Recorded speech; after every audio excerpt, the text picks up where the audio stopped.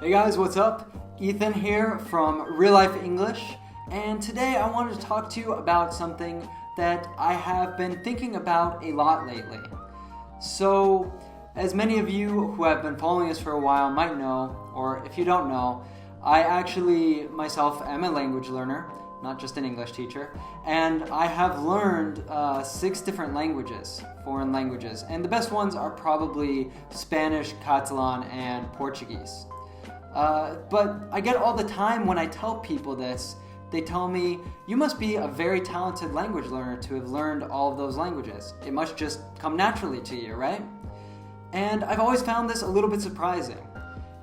The reason is that in school, I was always kind of an average language learner.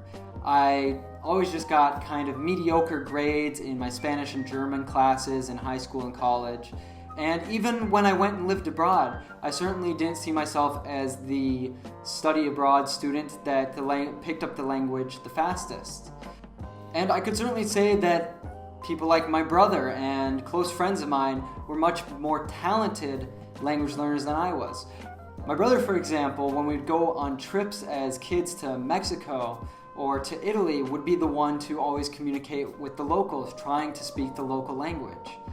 So, despite this, I am now the one who speaks different languages fluently. I speak Spanish much better than my brother does now. And it appears from the outside that languages just come easy to me. But I'm sorry to say, it's just not true. I can't let people make the excuse that they're just a bad language learner anymore. So, if it's not talent, if I'm not just naturally a good language learner, what is it? Well, my secret is pretty simple. I just love learning languages. And even more than this, I love immersing myself in other cultures. I love meeting locals and being able to communicate to them in their own language. I love trying the local food and understanding the local music. And actually using the language, not so much as something that I have to learn in school, but as a tool for communication, a tool to truly understand the place where I'm traveling, or even when I meet people in the United States, a way to help them to better understand my culture. And of course, also as a teacher, it helps me to understand the struggle that my students go through. So I'm motivated because my learning helps me to be a better teacher, to help people to better learn the English language. So what does this mean for you as an English learner? Well, I want to tell you that motivation always wins. Although someone might be very talented at language learning, this is going to help them to learn a lot at first, but over time they're going to plateau. Their learning is going to flatten out because they're going to get to a level where the learning just doesn't come easy anymore, and they probably will give up. It's not true of everyone, but it usually happens. Most of the successful learners that I have met, they're not actually innately talented, but they are very passionate. When they get to that same point where they kind of plateau, they find new ways to make their learning interesting so that their learning keeps taking off.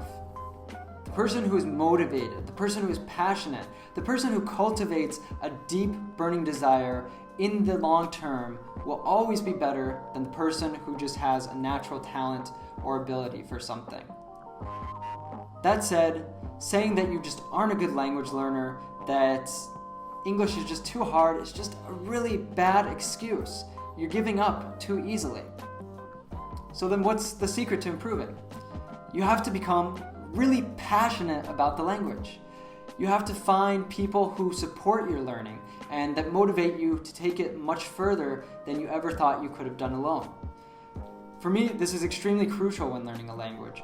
Having friends who speak the language, either natives or non-natives, because this really pushes me to want to be able to communicate better so that I can have better conversations with them. You can't get by just always having the same, hi, how are you, what do you do, how old are you, kind of conversations. And so it definitely makes me expand the range of topics that I'm able to communicate about.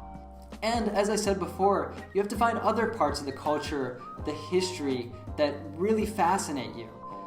This, for example, could be getting really into cooking, maybe picking up some local dance, maybe reading some of the literature, getting really interested in the history of the culture, and doing it all through English, all through the language that you're learning.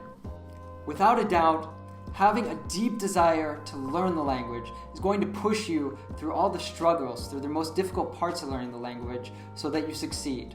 Talent just cannot do this alone. So just to wrap this video up, I would really love it if you could comment below. Let me know what are some of the things that you have done to make yourself more passionate about learning English or any other language that you're learning.